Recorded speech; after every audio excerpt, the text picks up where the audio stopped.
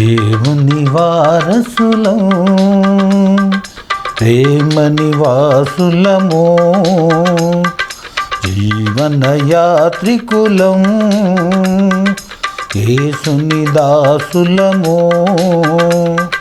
నవయుగ సైనికులం, పరలోక పౌరులము.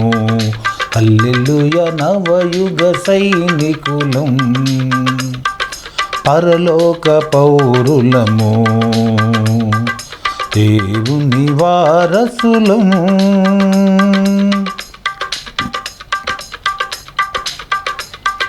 దారుణ హింసలలో దేవుని దూతలుగా, ఆరని జ్వాలలలో ఆగని జయములతో, దారుణ హింసలలో దేవుని దూతలుగా, ఆరని జ్వాలలలో ఆగని జయములతో,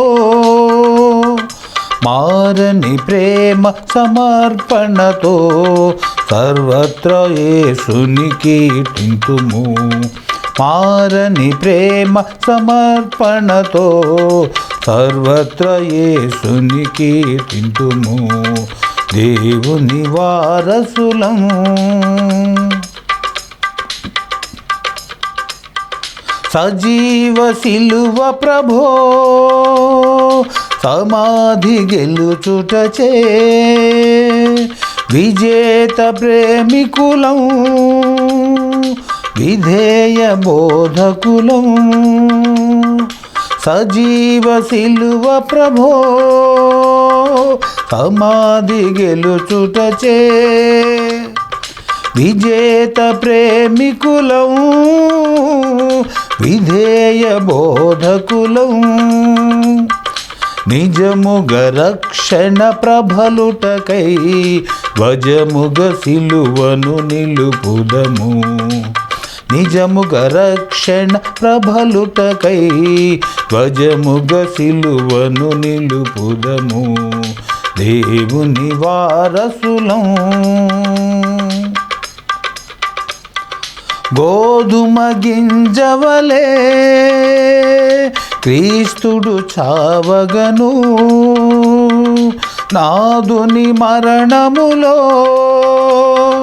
శాశ్వత జీవమును. గోధుమ గింజవలే క్రీస్తుడు చావగను, నాదుని మరణములో శాశ్వత జీవమును. నిధులుగా పండించి లేవగను, మాధుర్య రక్షణ లభించిన్. నిధులుగా పండించి లేవగను, మాధుర్య రక్షణ లభించిన్. దేవుని వారసులం, ప్రేమ నివాసులము, జీవన యాత్రికులం, యేసుని దాసులము,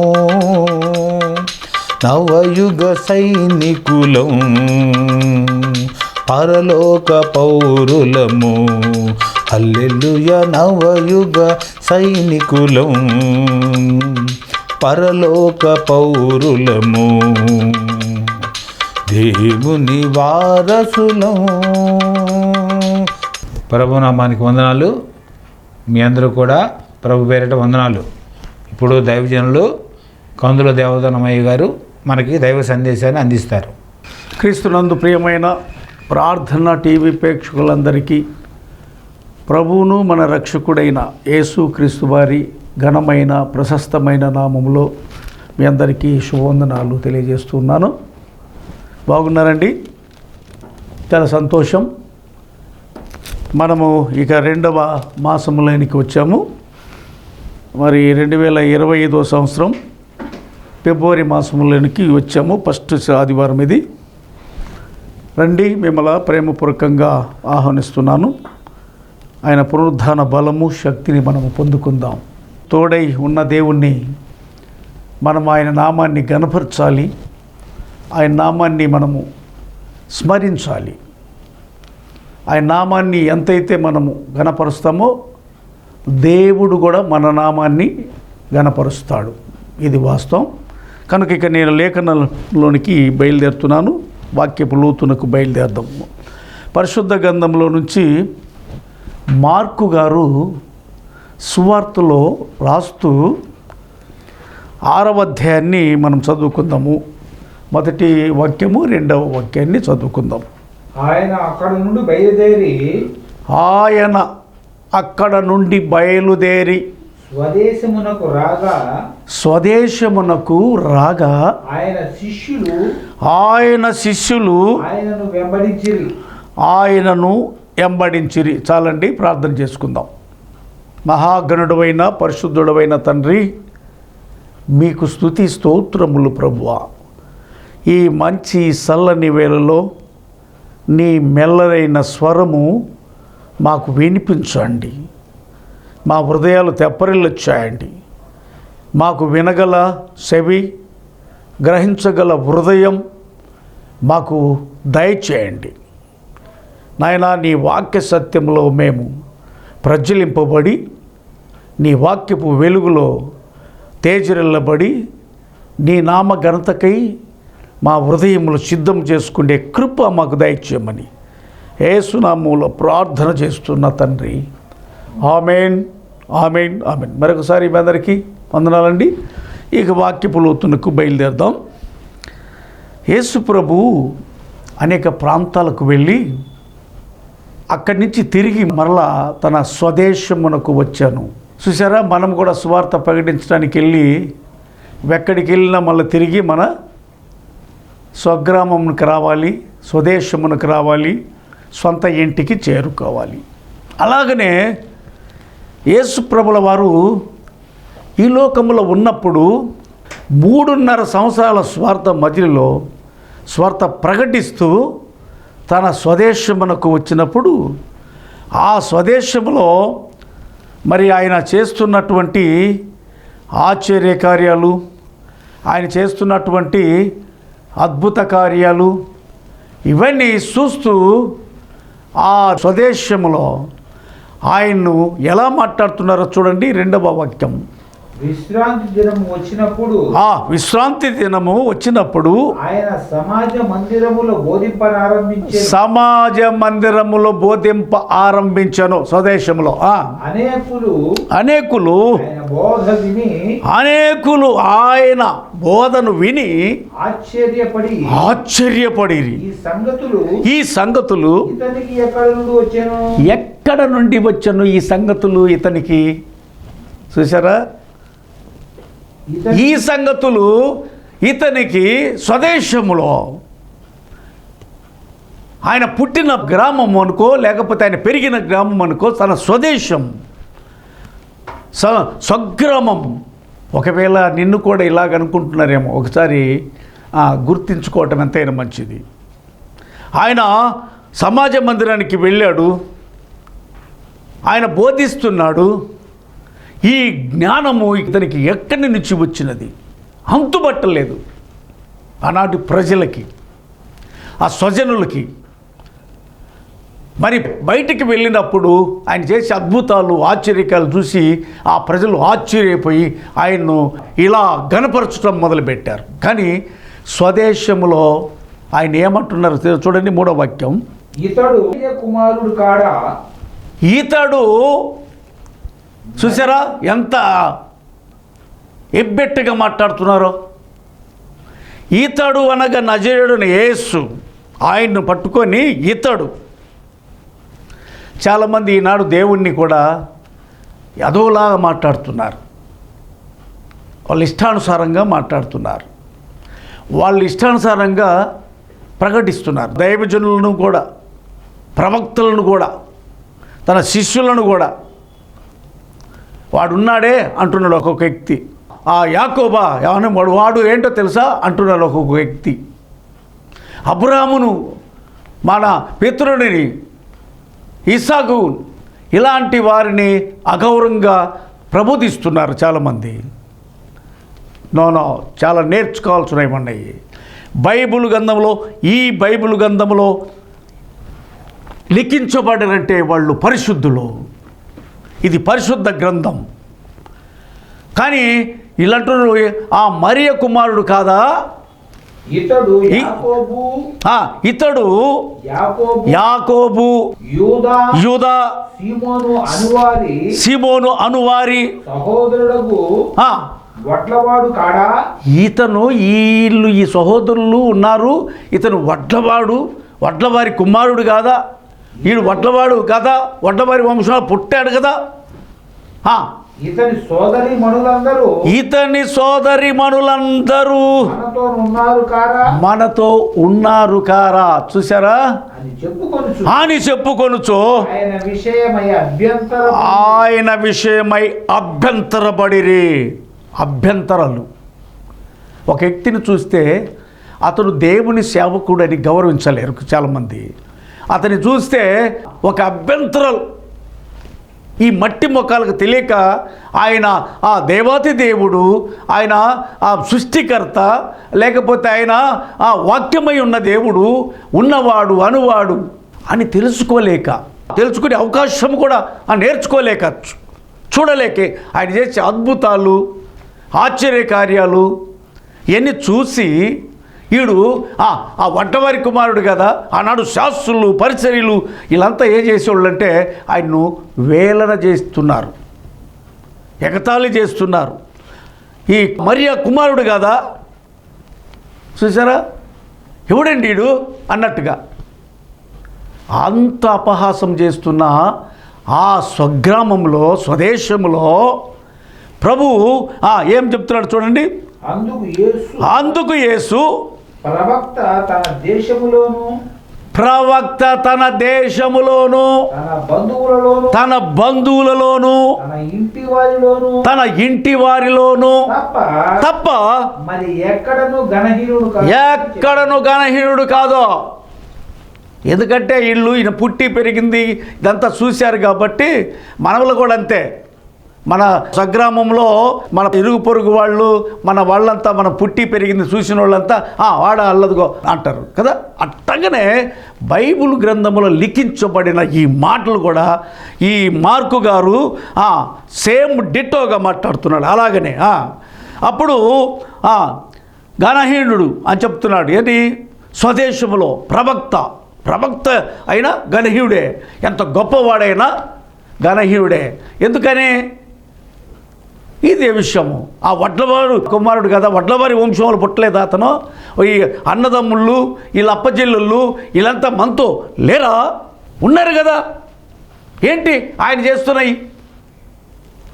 ఈయన దైవ కుమారుడని గుర్తెరగలేని స్థితిలోనికి వారి మనోనేత్రాలు గుడ్డితనము కలిగి ఉన్నాయని మనము తెలుసుకోవాలి. చాలామంది ఈ దినాలలో అన్ని అద్భుతాలు చూస్తున్నా, ఆశ్చర్యకారాలు చూస్తున్నా, అన్నీ దేవుని మహిమైశ్వర్యం వాళ్ళ కళ్ళ ముందు కనిపిస్తున్నా ఏమంటారో తెలుసా? ఇదిగో ఇలాగంటారు. కనుక ప్రియ దేవుని బిళ్ళరా, దేవుని కుమారుడు, దైవ కుమారుడు ఎందుకు వచ్చాడు? ఆయన లోక పాపమును తీసిపడవేయటానికి వచ్చాడు. చీకటి బ్రతుకులను వెలిగించటానికి వచ్చాడు. మరి గొప్ప పాపములను, శాపములను ఆయన మీద వేసుకొని ఆ రక్తం చేత కడగటానికి వచ్చాడు. మానవ ప్రక్షాళన గావించడానికి, మానవ యొక్క పాప ప్రక్షాళన గావించడానికి వచ్చిన దేవుని కుమారుడు ఆయనే నజరేయుడైన యేసు. చూసినట్లయితే కంటిన్యూషన్లో అందువలన అక్కడ ఎక్కువ అద్భుతాలు చేయటానికి మరి ప్రభువు అంగీకరించలేదు. అందువలన ఇటువంటి పరిస్థితుల వలన కొద్ది మంది రోగుల మీద చేతులు ఉంచి వారిని స్వస్థపరచుట తప్ప అది విషయం అండి. ఏ అద్భుతమును చేయజాలకపోయాను. కారణాలు ఏమిటి? శాస్త్రుల పరిచర్యలు అక్కడ ఉన్నవాళ్ళు ప్రభుని ఇతను కదా, అలా వాడి సంగతి తెలుసా నీకు? ఈమె సంగతి తెలుసా నీకు? ఆమె ఏంటో తెలుసా? ఈయనేంటో తెలుసా, ఇటువంటి మూకలు ఉన్నారు గనుక అక్కడ అద్భుతాలు కానీ స్వస్థపరచటం కానీ ఆయన చాలా మనసులో బాధపడుతూ కొంతమందికి చేయటం జరిగింది. చూసావా, దేవునికే అలాంటి పరిస్థితులు వచ్చినాయి. దైవాత్మ పొంది పరిశుద్ధాత్మ పొందిన దైవజనులను కూడా ఇలాంటి కించపరిచే వ్యక్తులతో సువార్త అనేది సరైన పనిలో కొనసాగలేకపోతుంది, సరైన అద్భుతాలు జరగలేకపోతున్నవి. లేకపోతే భూలోకం అంతా దేవుని వశమైపోయేది పాటికి. కనుక ప్రియ దేవుని పిల్లల మనం చూసినట్లయితే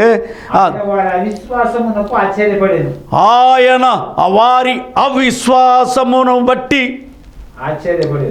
ఆశ్చర్యపోయాడు ప్రభువే. ఇటువంటి వాళ్ళు ఉన్నారా?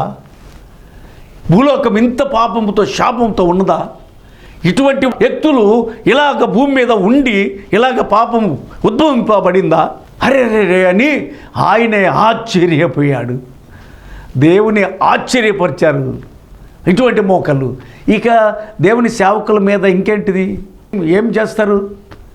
జాగ్రత్త నా ప్రియ సహోదరా సహోదరి, మనం చేసే ప్రతి పని దేవునికి తెలుసు, దేవునికి ఎరిక. ఆయన తెలియబడింది ఏమీ లేదు, సమస్తము తెలుసు. ఈ కలిగి ఉన్నదంతా ఆయన మూలంగా కలిగింది. ఆయన లేకుండా ఏది కలగలేదు. ఆయన ఈ లోకానికి వచ్చి సువార్త ప్రకటిస్తూ నమ్మి బాప్తిసము పొందినవాడు రక్షింపబడును, నమ్మని వానికి శిక్ష విధింపబడునని ప్రకటించాడు.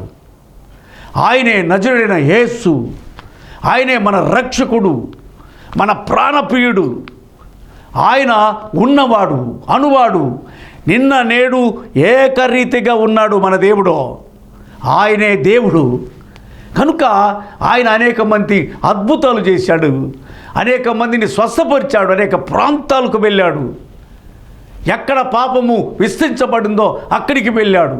ఎరుకో పట్టణానికి వెళ్ళాడు. అక్కడ ఉన్నటువంటి గుడ్డివారిని బాగు చేశాడు. అక్కడ ఉన్నటువంటి సమస్తము వీళ్ళను సీమోను ఇంటిలోనికి వెళ్ళి భోజనం చేశాడు.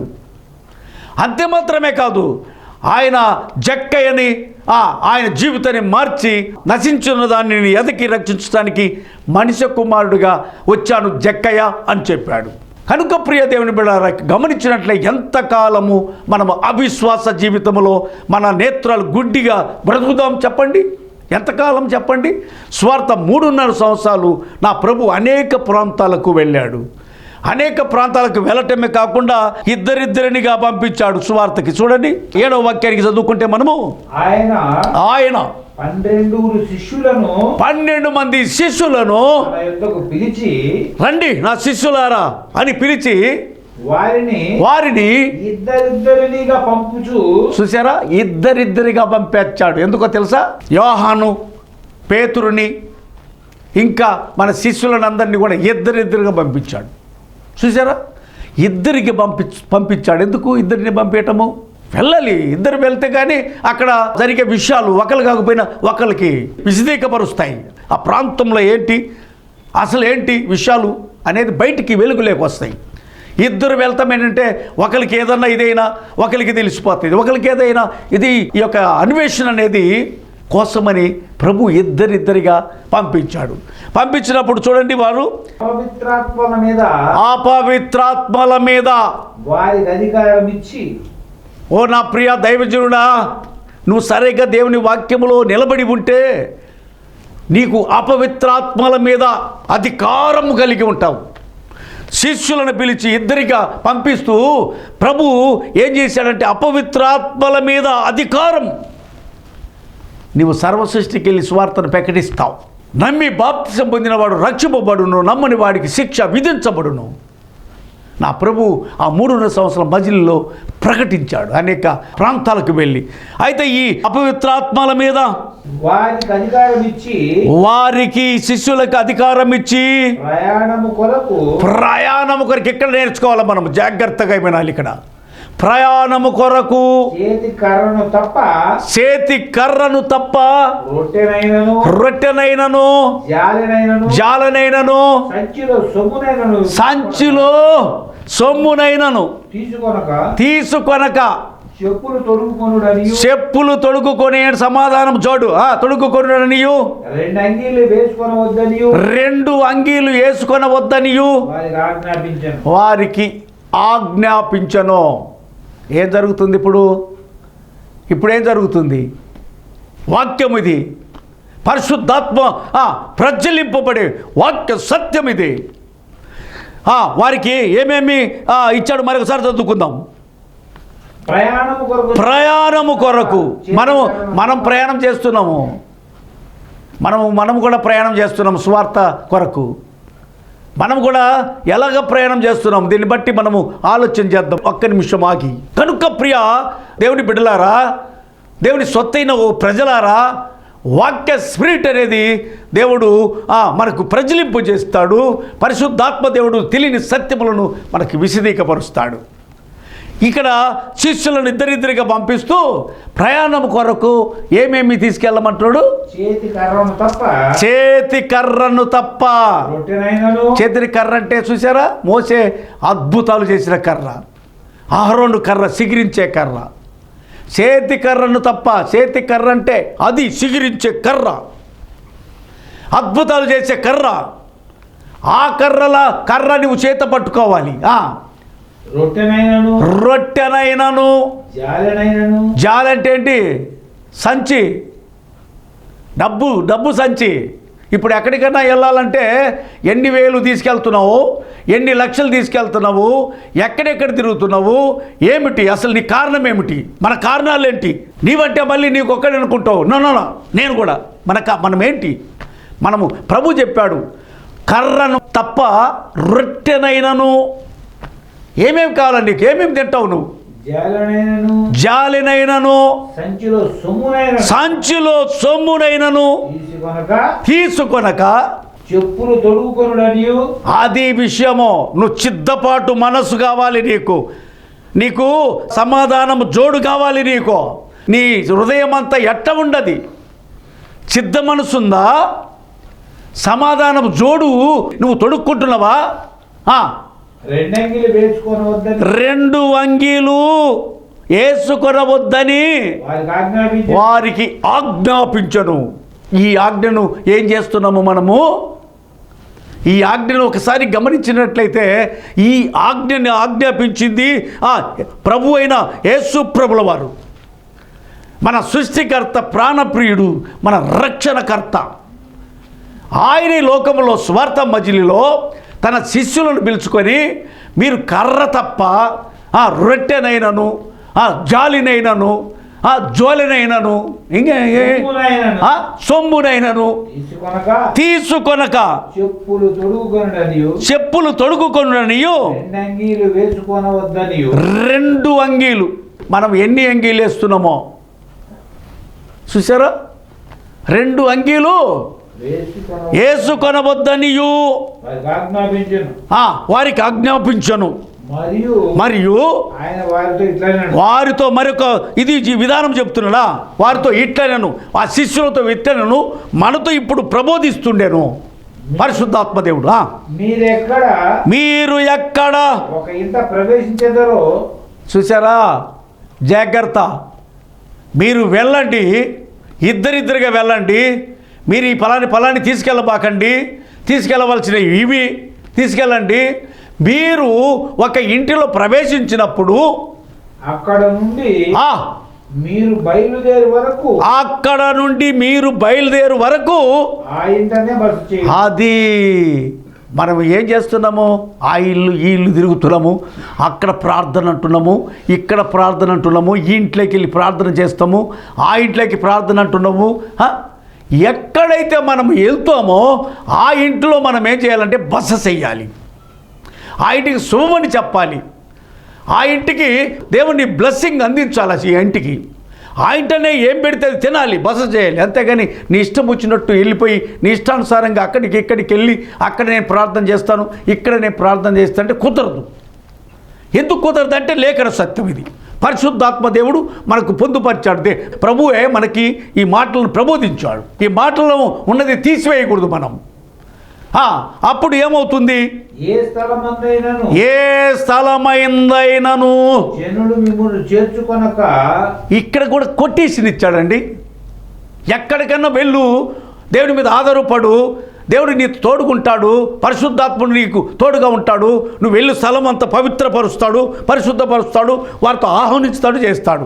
కానీ అక్కడ ఎవరైనా సరే ఇట్లా చేసినప్పుడు, ఇట్లా వెళ్ళినప్పుడు, దేవుని మీద ఆనుకొని పోయినప్పుడు, నువ్వు కర్ర ఒకటి పట్టుకొని పోయినప్పుడు, ఈ స్థితిలోకి వెళ్ళినప్పుడు ప్రజలు అక్కడ నిన్ను ఆహ్వానించకపోతే, మీ మాటలు వినకుంటే మీరు అక్కడ నుండి బయలుదేరి వారి మీద సాక్ష్యముగా ఉండుటకు నీ పాదముల క్రింద ఉన్న ధూళిని అది కొటేషను. అప్పుడు అది సాక్ష్యముగా ఉంటుంది నిన్ను చేర్చుకోకపోతే. అందుకే ఉగ్గి గిన్నెడు చల్లనీళ్ళైనా ఇవ్వమని వాక్యం సెలవిస్తుంది. 2 అంగీలుంటే 1 అంగీ ఇవ్వమని సెలవిస్తుంది వాక్యము. మనం ఏం చేస్తున్నాము? సమయం లేదు ఇక మిత్రమా, నేర్చుకో. ఎందుకంటే మేము ఏదో చెప్తామని కాదు, మేము కాదు మాట్లాడేది, పరిశుద్ధాత్ముడు ఆయన ప్రజ్వలింపబడే ప్రతి మాట మా హృదయ స్పందనలో నుంచి వచ్చేది కాదు, మా సొంతగా మాట్లాడేది కాదు. కనుక మనమేం చేస్తున్నాం అనేది గుర్తు తెరుకోవాలి. ఇక విశ్వాసులు ఆత్మరక్షణ పొందుతారంటే ఎట్ట పొందుతారు? మనం పర్ఫెక్ట్గా ఉండాలి. మనం దేవునికి ఏం చెప్పాడో, ఏమి ఆజ్ఞాపించాడో వాటిని పాటించాలి మనము. అప్పుడు ఆ ప్రకారంగా వారికి బోధించాలి. అప్పుడు అనేక మంది దేవునిలో చేర్చబడతారు, దేవుని రక్షణ మార్గంలోనికి ప్రయాణం చేస్తారు, వారి ఆత్మలు తెరువబడి ప్రభుని ఆరాధిస్తారు. అది మార్గం. ఎంత ఇబ్బందులు ఉన్న వాళ్ళైనా సరే, ఎంత కష్టాలలో ఉన్న వాళ్ళైనా సరే, ఎంత నిష్ఠూరమైనా సరే, దేవుడు వారి నుంచి తొలగించి వారికి కృపాక్షేమములు ఎనివెట్ట ఉంచుతారు. ఈ ఒక శిష్యులు బయలుదేరి మరి అనేక అద్భుతాలు కూడా చేశారు, కానీ కొన్ని చేయలేకపోయారు. అట్లా ఉండకూడదు.